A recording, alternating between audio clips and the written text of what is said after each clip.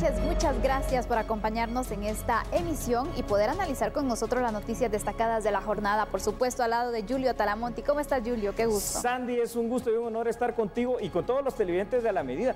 26 de marzo, déjame decirte. Ahora, te puedo hacer una pregunta, tantas preguntas siempre, ¿verdad, Sandy?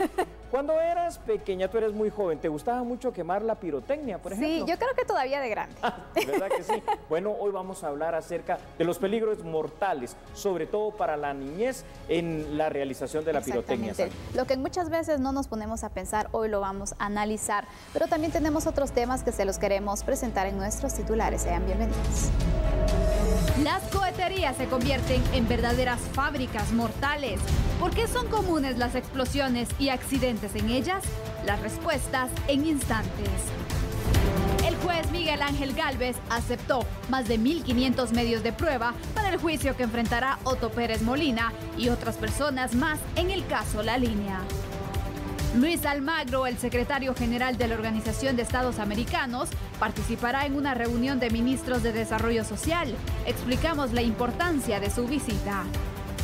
El precio de los combustibles ha aumentado durante los últimos días. Según el Ministerio de Energía y Minas, se debe a las condiciones del mercado internacional. Según el director de la Policía Nacional Civil, la orden de captura contra la exfiscal general Thelma Aldana no ha perdido vigencia. La inscripción de Suri Ríos aún está en duda.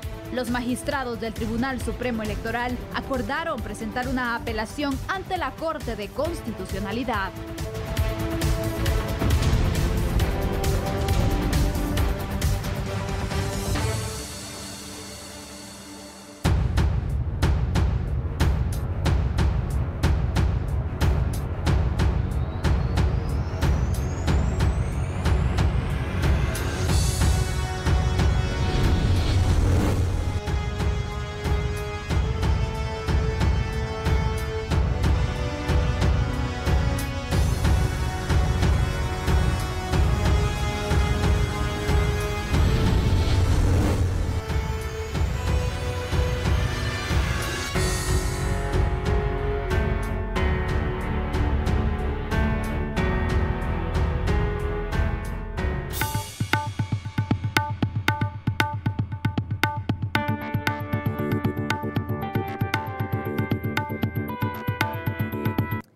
En esta jornada un hombre resultó con graves quemaduras a causa del estallido de la pólvora que manipulaba para poder fabricar así fuegos pirotécnicos. Este incidente ocurrió en la aldea Pachalí en San Juan, Zacatepeques.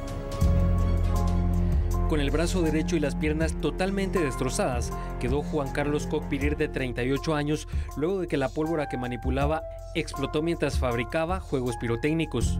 El fuerte sonido de la explosión alertó a los vecinos del callejón La Joya, en la aldea Pachalí en San Juan, Zacatepeques, quienes de inmediato llamaron a los bomberos voluntarios.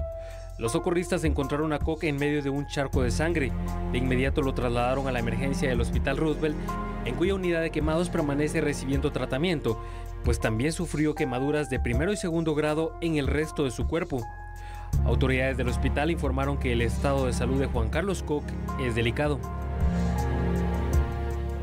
Bueno, ya lo estábamos perfilando precisamente con mi compañera Sandy Monroy, los peligros, ¿no? Precisamente de estas fábricas mortales que están en todos estos nuestros municipios circunvecinos a la ciudad capital. Permíteme compartir unos datos contigo y los televidentes. La pirotecnia se elabora de forma artesanal, principalmente como un negocio de carácter familiar pequeño en áreas rurales. Ahora bien, la gran mayoría de estos pequeños negocios se localizan en los municipios de San Juan, Zacatepeques y San Raimundo.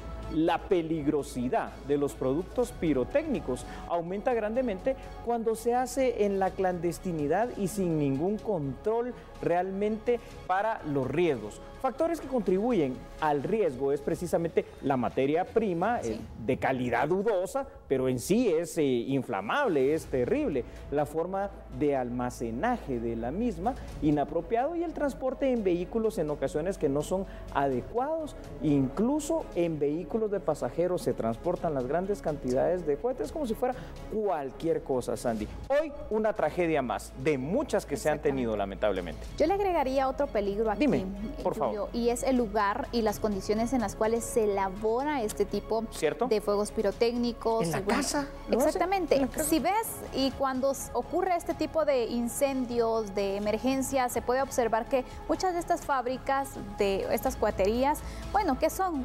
Unas galeras. Correcto, es correcto. Donde no tienen ni siquiera medidas de seguridad, no hay un extintor, no hay qué haces tú al momento de que ocurra pues una situación que se salga del control. Al final no hay ningún tipo de medidas de seguridad, contrario a lo que debería existir, obviamente cuando están en la legalidad. El problema es que muchas son clandestinas. Ahí está el como tú gran bien lo problema. apuntabas. Ahí está el gran problema. Como no están en la legalidad, entonces no existe ningún control precisamente para ello. Tú lo has dicho de una manera muy particular y muy buena. Ahora bien, no es solo lo peligroso de la pólvora para elaborar los cohetes.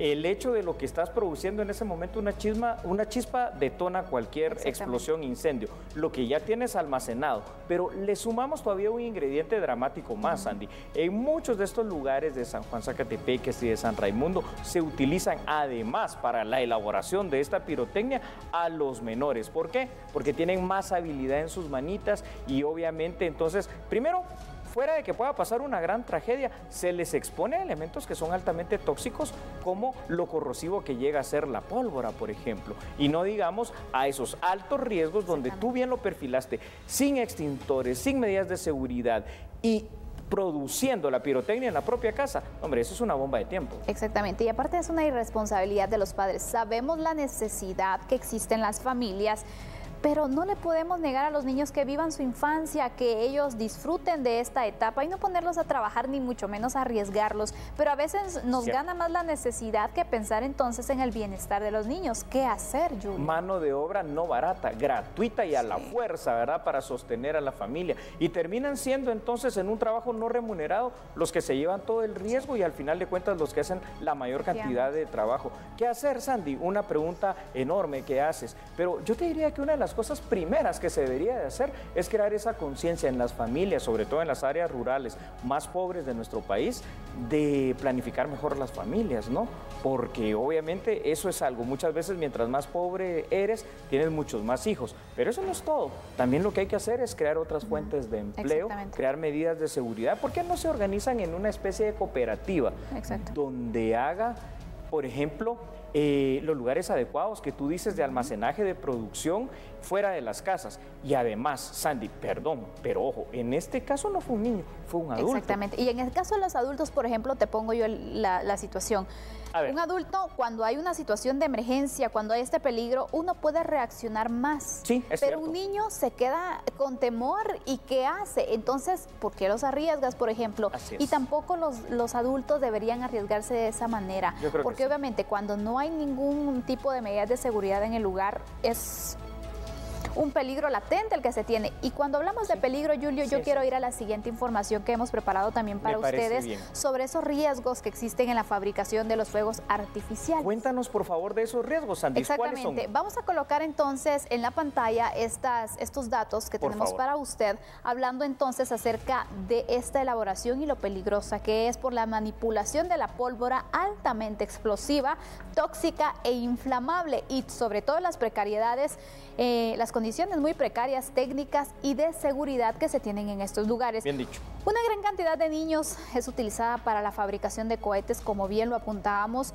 por sus habilidades motrices que son aprovechadas por varias personas en este proceso, y está considerado como uno de las peores formas de trabajo infantil según el convenio 182 de la OIT, por el grave riesgo a la salud y de seguridad de los niños. Las quemaduras, amputaciones son solo dos de los riesgos más frecuentes que se tienen. Además, muchos niños abandonan los estudios y algunos han encontrado incluso la muerte de esta manera, y autorizados por los padres. Autorizados por los padres. Y aunque no sea, Sandy, por favor, aunque no sea, digamos, la muerte, muchas veces han encontrado quemaduras, amputaciones, lesiones permanentes, o simple y sencillamente el hecho de algo que tú dijiste que me impactó bastante con lo que me comentabas de los niños, el hecho de que ya no disfruten su infancia por tener que trabajar, ¿verdad? En algo que ellos no pidieron hacer realmente. Son condiciones bastante complicadas, condiciones condiciones bastante duras, pero ahora vámonos a la otra parte. Si nos vamos a estos lugares, tanto en San Juan Zacatepeques como en San Raimundo, y si dejan de hacer la pólvora, ¿qué hacen, Sandy? Y ese es el problema, Julio, porque, por ejemplo, las autoridades, tú les dicen, bueno, vayan entonces a hacer operativos, cierren los lugares, tengan mayores controles, pero, por ejemplo, las personas en San Raimundo saben los lugares donde fabrican estos cohetillos, pero obviamente a lo mejor no van a dar la información porque esto es tener una fuente de empleo menos. Correcto. En un lugar donde obviamente también se tienen las necesidades, se tienen estas facilidades porque es una forma en la que ellos se ganan la vida, se ganan el dinero. Entonces, si tú no les llevas una solución, ¿para qué le vas a dar más problemas? Eso es como lo toman ellos. Tienes toda la razón, o sea, simple y sencillamente, si se les cierran esas fábricas clandestinas, también los estaríamos condenando de alguna manera a la miseria, a la lipidia, probablemente a que se mueran de hambre, desnutrición los niños, porque ya no entraría ni siquiera, porque además yo no sé si se ganará mucho al fabricar este tipo de pirotecnia. Pero si es tu única fuente de ingresos. Tienes razón. La aceptas a pesar del peligro es lo único, que ¿verdad? se tiene. Y así como puedes erradicar también esta situación y sobre todo entonces clausurar los lugares que clandestinamente están operando porque obviamente son de mayor peligro. Entonces, ¿cuál sería la solución, Sandy? Es aquí donde nos ponemos a pensar en algo que hemos hablado tanto en A la Medida, es decir, ¿por qué hablamos tanto de que Guatemala necesita tener seguridad como tal, pero también esa certeza jurídica para que venga inversión nacional y extranjera y podamos entonces, por ejemplo, en el tema de la pirotecnia, sigámoslo haciendo en otras condiciones, con inversionistas que vengan a crear esa infraestructura adecuada, con las infraestructura también de seguridad y ya no involucrando a los niños. Entonces, ahí tal vez sería diferente. O creando las cooperativas, ¿no? Donde los adultos se hagan cargo. Las cooperativas me llaman mucho la atención. ¿Verdad? Porque se podrían ayudar entre ellos, ya no involucrar a los menores de edad y que la ganancia sea mutua en ese instante para poder inclusive, ¿por qué no pensar, verdad? Hacer una pirotecnia de un primerísimo nivel, ya no solo para el consumo interno, sino para poder exportarlo a otras realidades. Pero algo está faltando.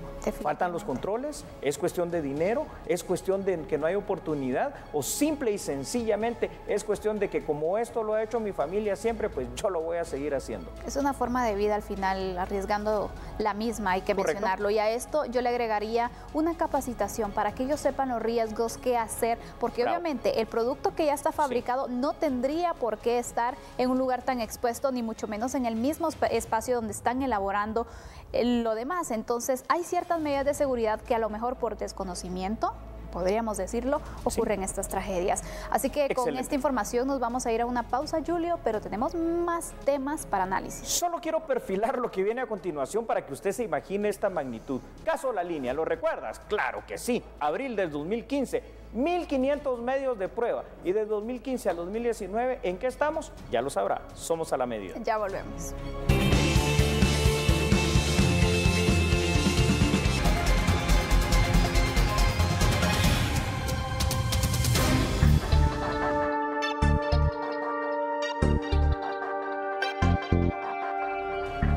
Hablemos del caso por defraudación aduanera La Línea. El juez Miguel Ángel Gálvez aceptó más de 1.500 medios de prueba para que sean diligenciados en el juicio que enfrenta el expresidente de la República, Otto Pérez Molina, y otras personas.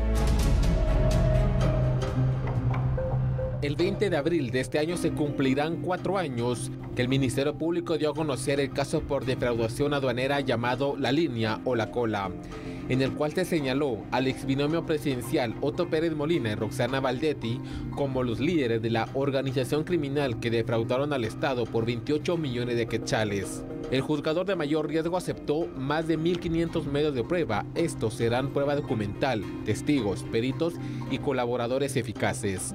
Estas evidencias serán conocidas por las jueces del Tribunal B de mayor riesgo, presidida por la jueza Janet Valdés, quienes se resolverán si los acusados son inocentes o culpables en el juicio respectivo. Según la Fiscalía, la organización criminal captó los 28 millones de quetzales a través de cobros ilegales que se exigieron en 3 aduanas del país, con el objetivo de agilizar el ingreso de los contenedores sin cumplir con los procedimientos e impuestos de ley. En el caso La Línea queda pendiente discutir qué evidencias serán aceptadas a la ex vicepresidenta de la República, Roxana Valdetti, y a la exintendente de aduanas, Claudia Méndez. Dicha diligencia se realizará el próximo viernes.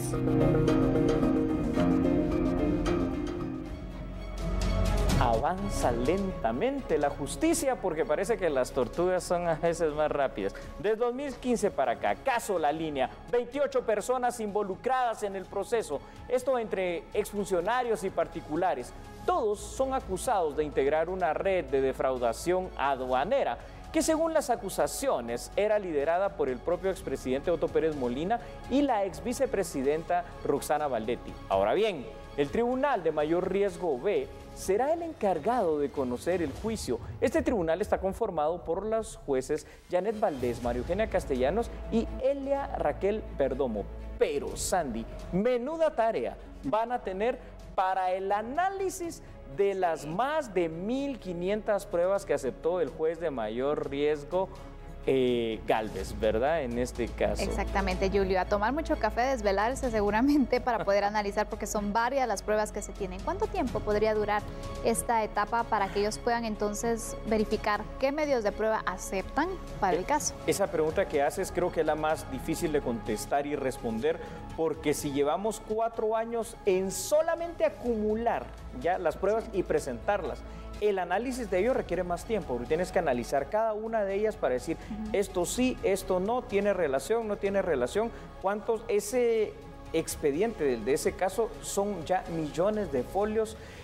Yo creo que podemos esperar otros buenos años, Sandy, no sé cuántos. Un año más, 2 años más, es la justicia en Guatemala. Yo creo que al final de cuentas, te imaginas tú, ahorita ya llevan prácticamente, porque en el próximo mes 4 años. Si lo pasamos a años penitenciarios por el tema de la redención de penas, sería casi como que llevaran unos 7 años y medio. Si fuera una condena de 10 años, por decir cualquier número, estarían inclusive a punto de cumplirla. Entonces, pero no sé si cuando llegue ese tiempo ya se terminó de analizar las más de 1.500 pruebas. Aquí nosotros lo vemos como que ya ha avanzado, porque al menos llegamos a este punto después de 4 años, pero ahora la pregunta es ¿cuánto tiempo más habrá que esperar? ¿Y en cuánto tiempo más se tendrá una resolución final? Te lo pongo de esta manera, Sandy. Tú lo sabes perfectamente, nuestros televidentes de La Medida también. El proceso penal guatemalteco tiene 3 etapas. La de la fase de primera declaración, esa ya se pasó. Estamos en la segunda etapa, ¿no? Esto de realmente la investigación, ofrecimientos de prueba.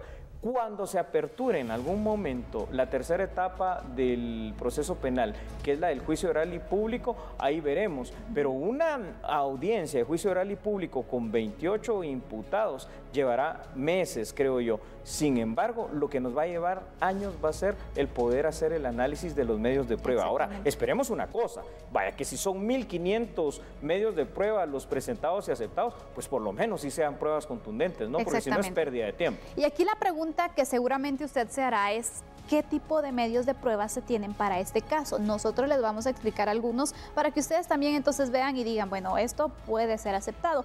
Y lo queremos proyectar también. Estoy muy interesado en escuchar qué medios de prueba son, Sandy.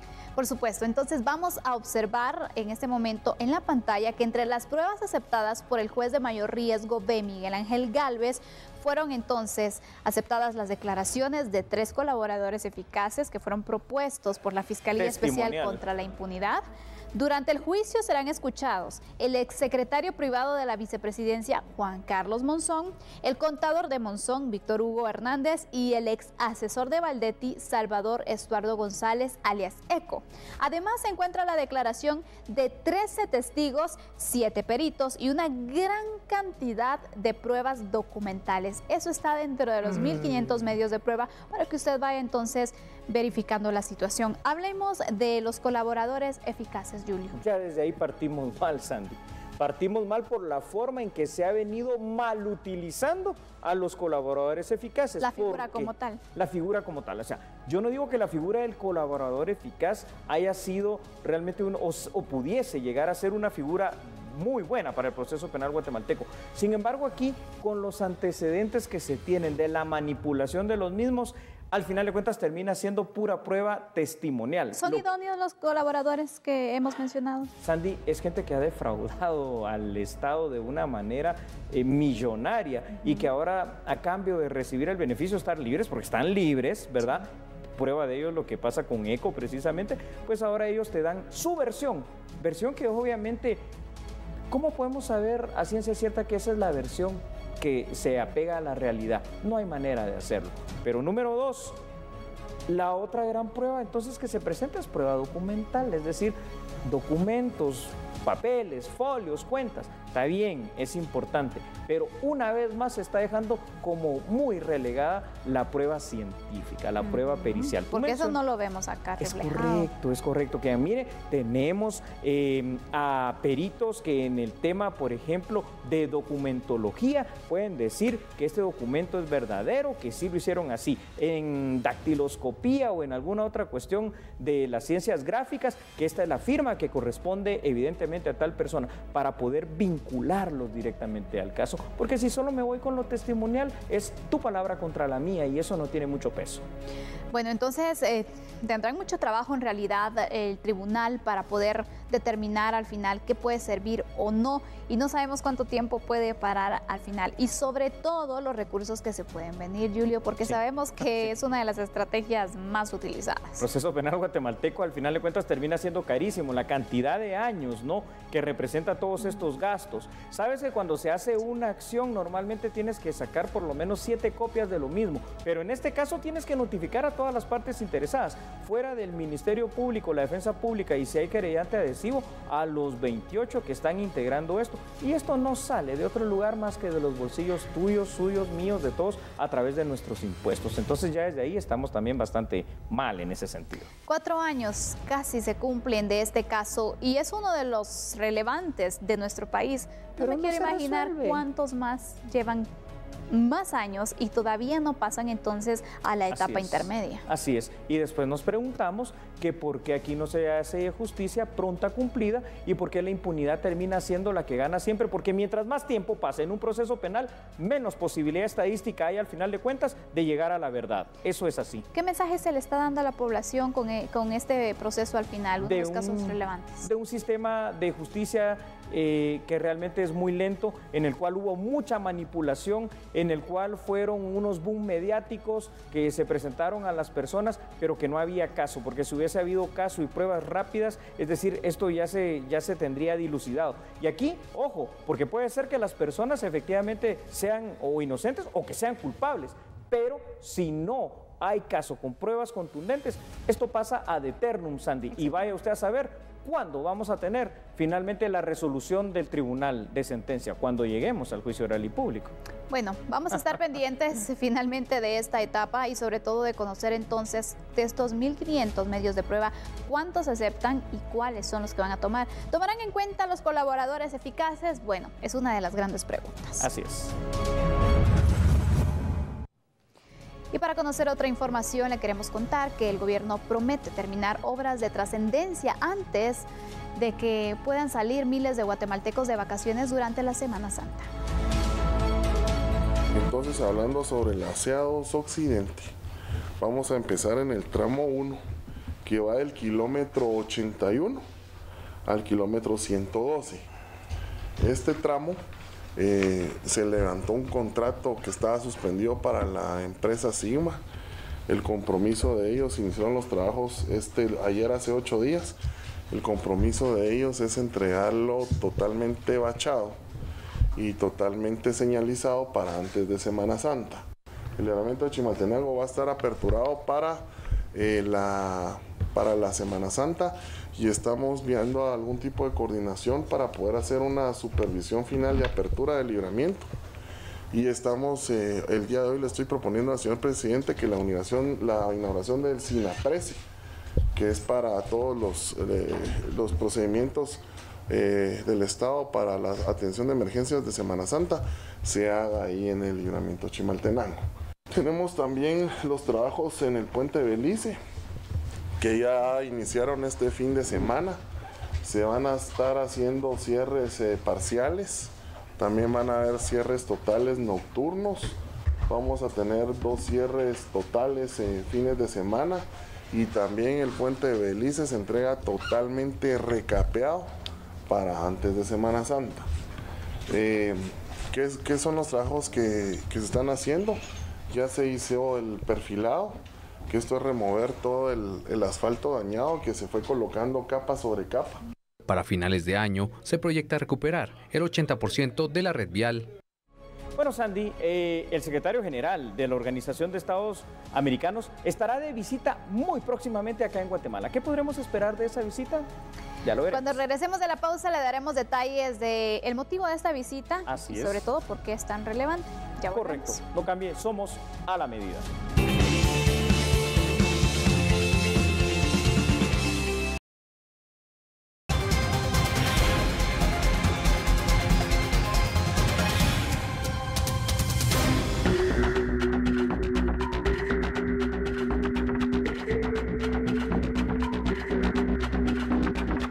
Continuar con nosotros. La OEA visita Guatemala y tómelo en cuenta porque el secretario general de esta organización participará en una reunión de ministros de Desarrollo Social que se llevará a cabo este jueves y viernes en un hotel de la zona 10 capitalina.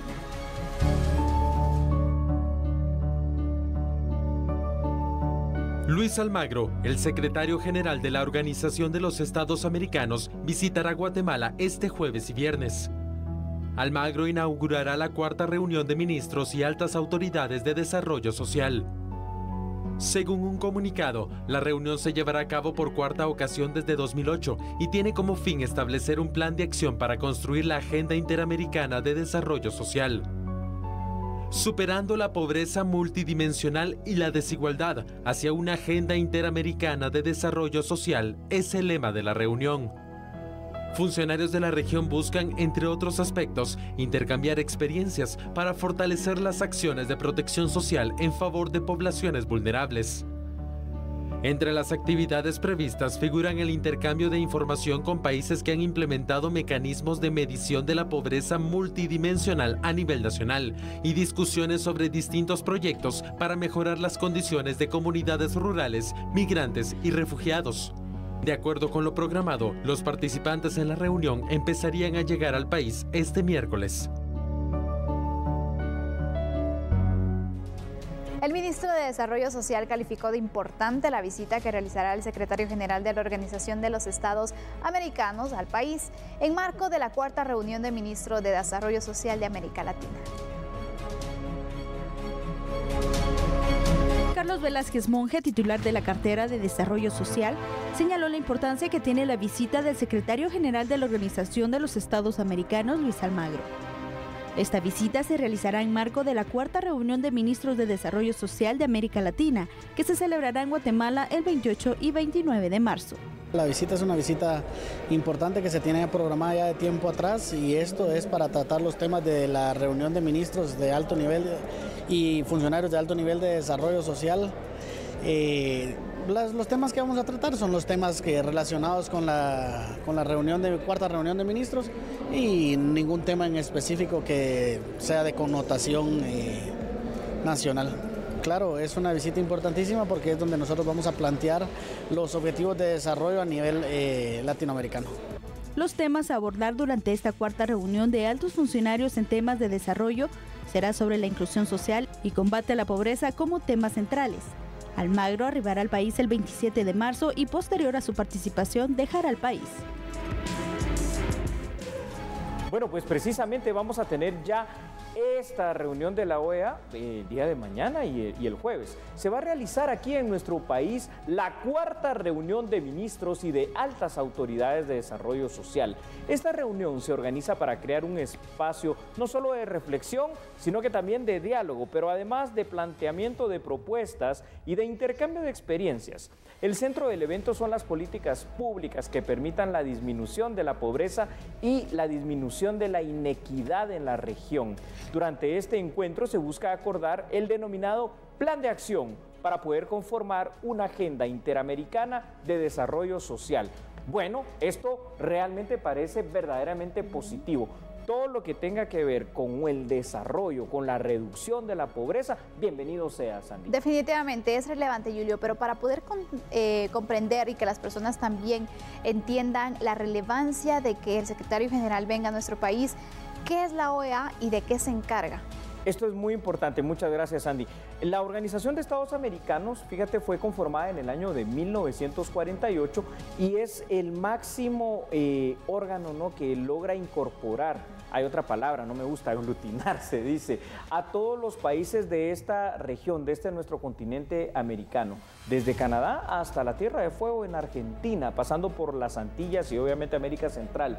Y allí en este órgano, al final de cuentas, se ven situaciones que tienen que ver no solo con el respeto de los derechos humanos al final de cuentas, sino con temas de desarrollo social, particularmente de nuestros países. La OEA ha tenido pues algunas actuaciones muy importantes en ciertas cuestiones regionales y esperamos que como órgano que realmente representa al continente pueda tener incidencia en otros órganos pues a nivel mundial como Naciones Unidas y en otras instancias como por ejemplo el Banco Mundial, el Banco Interamericano de Desarrollo, para lograr de verdad que si vamos a invertir y si tenemos en algún momento que tener alguna ayuda, subvención, préstamo o donación para combatir la pobreza y crear más polos de desarrollo, pues se puede hacer a través de este plan de acción latinoamericano que quieren diseñar aquí en Guatemala.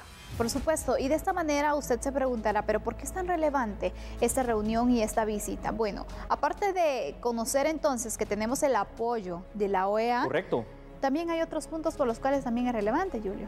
Hay otros puntos y si me permites vamos a verlos ahora mismo en pantalla para que podamos analizarlos todos juntos, nosotros acá y ustedes en casa también. Y usted en pantalla verá lo siguiente: durante esta reunión se van a tratar 4 temas en específico. El primero de ellos es la pobreza multidimensional, luego el diseño de políticas públicas, también los sistemas de protección social para reducir la pobreza y por último la desigualdad con la inclusión social a través de lo que se llama inclusión productiva y disminución de la brecha digital.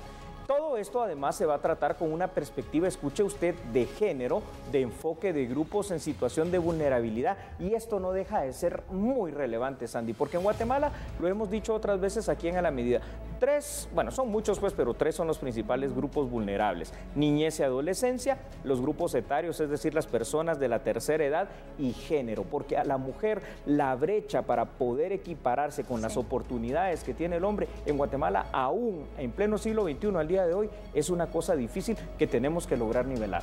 Aparte de eso, tratar el tema entonces, el del desarrollo social, es muy relevante. Totalmente. Porque por medio de esto podemos entonces plantear otro modelo para poder tratar entonces las problemáticas que tienen que ver precisamente con este enfoque, Julio, y tratarlo a nivel latinoamericano. A nivel latinoamericano, y si me permites una cosa más, porque lo que dijiste fue realmente muy relevante, el hecho de poder disminuir esa brecha digital. En pleno siglo XXI no puede ser que nuestras economías sean locales y no globalizadas, que nuestros proyectos sean centralizados y no regionales. Entonces yo creo que al final de cuentas damos la bienvenida a esta misión encabezada por el propio secretario de la Organización de Estados Americanos aquí a Guatemala, y que sirva para la creación entonces de esos polos de desarrollo que tanto necesitamos.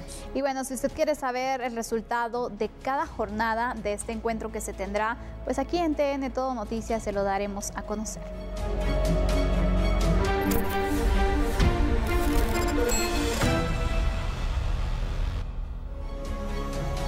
Candidatos a binomio presidencial del partido URNG Maíz recibieron sus credenciales por parte del Registro de Ciudadanos. Un binomio más concluye su proceso de inscripción. Este martes, el binomio proclamado por el partido URNG Maíz, Pablo Seto y Blanca Colop, recibieron credenciales que los acredita para participar en la contienda como candidatos oficiales a la presidencia y vicepresidencia del país. Es un paso más, estamos cumpliendo con la ley para iniciar también con más decisión, con más energía, con más esperanza la campaña electoral de URNG. La señora Blanca Estela y yo ya hemos estado en varios municipios, en varias comunidades, y estamos, como quien dice, a toda potencia.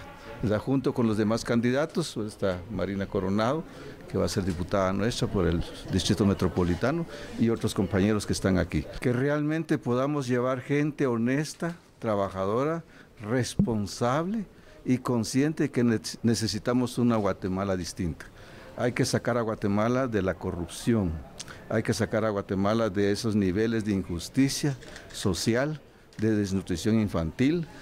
Tenemos índices de desarrollo humano muy bajos, ¿verdad? Y eso ya es una vergüenza no solo para el mundo, sino para nosotros mismos. Hasta Hasta este martes, 15 binomios han recibido sus credenciales, los cuales ya quedan legalmente habilitados para participar en la contienda electoral. Bueno, y vamos a seguir con la información de estas elecciones. El binomio presidencial del partido político Vamos se refirió a la importancia de la educación en el territorio guatemalteco. Veamos entonces la información en A la Medida. El candidato a la presidencia por la agrupación política Vamos, Alejandro Yamatei, presentó a Claudia Ruiz de Estrada, quien estaría a cargo de la mesa técnica de educación que el partido tiene entre sus planes. Es el inicio de una reforma educativa que forzosamente nos va a llevar como país entre 10 y 12 años, llegar hasta el final de la meta, pero que es impostergable y tenemos que realizarla ya. Muchos se preguntarán, ¿y cuántos recursos se van a destinar a esto? Bueno, pues la respuesta es sencilla. Vamos a dedicarle el 0.5% del Producto Interno Bruto anual por los próximos 4 años para mejorar la cantidad de recursos que recibe el Ministerio de Educación. Vamos en serio con la educación. Vamos nosotros a trabajar en el marco del pilar número 2, en las estrategias priorizadas en educación. Vemos entonces que vamos a orientar un proceso de reforma educativa inclusivo, con pertinencia cultural. En el marco de los Objetivos de Desarrollo Sostenible, estamos hablando de una educación inclusiva que nos permita atender con propiedad, con pertinencia, la educación bilingüe intercultural, las discapacidades, la educación con equidad y también atender la población vulnerable, entre ellos la población migrante y los niños talentosos dentro del sistema educativo público. El candidato Edwin Escobar de Prosperidad Ciudadana dio a conocer que espera sus credenciales para ser oficializado como aspirante a la presidencia. Esto luego de haber sido amparado por la Corte de Constitucionalidad. El binomio presidencial de Prosperidad Ciudadana está inscrito. Edwin Escobar para presidente y su binomio para vicepresidente Blanca Alfaro. Hemos sido inscritos como candidatos el día domingo, fuimos notificados. Gracias a Dios, pues cumplimos con todos los requisitos de ley. Tiene nuestro finiquito y demás. También nos complace de compartir con ustedes que el día de ayer resolvió la Corte Constitucional un amparo a favor nuestro, declarando que da con lugar el amparo que hubiera solicitado, la apelación que había hecho. Y de esta forma pues dejan firme todos los requisitos que pueden estar en cuestionamiento, que últimamente pues diferentes opositores han estado cuestionando mi derecho de inscripción. Estamos esperando en los próximos días poder recibir las credenciales. Blanca Alfaro y yo somos personas municipalistas con una trayectoria estadística, con experiencia, que hemos generado empleo, hemos bajado la inseguridad en nuestros municipios, hemos mejorado los proyectos de salud, tenemos experiencia como funcionarios, venimos de ser alcalde los dos, venimos de un partido nuevo y diferente que propone cambiar Guatemala de abajo hacia arriba, que propone atraer inversión para generar empleo digno, que propone diversificar la educación productiva del país en agricultura, en servicios, en manufactura liviana, que propone mejorar el bienestar social en salud y seguridad y por supuesto hacerlo con transparencia para rendir cuentas claras y atraer más inversión con la confianza que queremos generar en toda la población guatemalteca. Una gestión que le apuesta a la proximidad, a la cercanía y la inmediatez de los gobiernos locales, quiere gobernar con los alcaldes y con esto construir un Estado municipalista descentralizado a favor del pueblo de Guatemala. La información acá en A la Medida continúa, sin embargo, vamos a una breve pausa comercial. Ya volvemos. Somos A la Medida.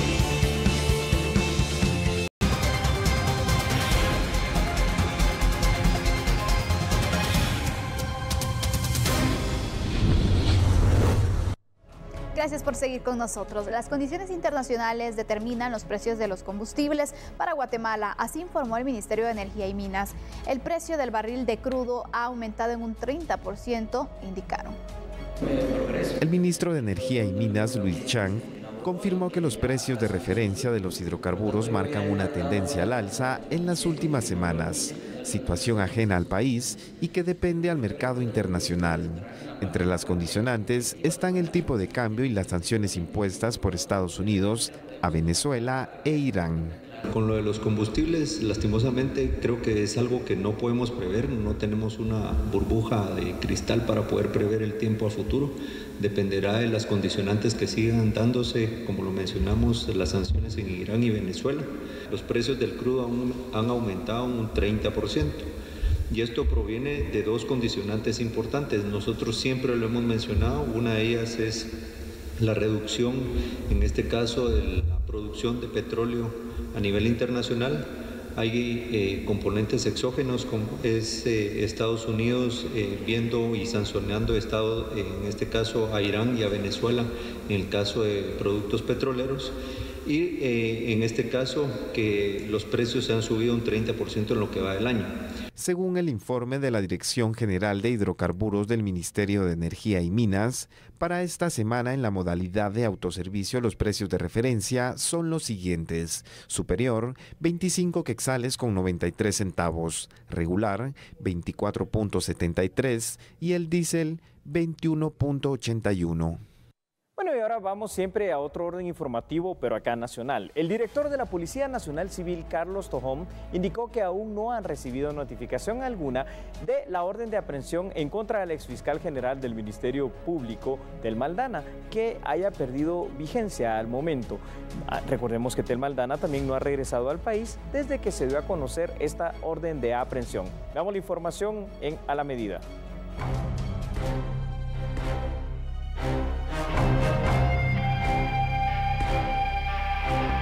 Con relación a ese tema, verdad, yo creo que es una orden del juez competente. Únicamente la Policía Nacional Civil le está dando cumplimiento, verdad, de lo que establece el artículo 6, verdad, el tema de lo que es, se procede, verdad, el tema de fragancia por una orden de un juez. Yo creo que eso sería el órgano rector que a nosotros notificara y poder tratar, pero el momento no tenemos ninguna notificación. ¿Qué se mantiene la situación como está actualmente, como salió a conocer en su momento? Quiero mencionar, verdad, de parte de eso, yo creo que hay una investigación, lo lleva el Ministerio Público, y lo que es, hay una audiencia en el juzgado, y la verdad no quisiera externar opinión. ¿Por qué? Porque la Policía Nacional únicamente cumple la orden de aprehensión, lo que establece nuestras leyes vigentes en Guatemala.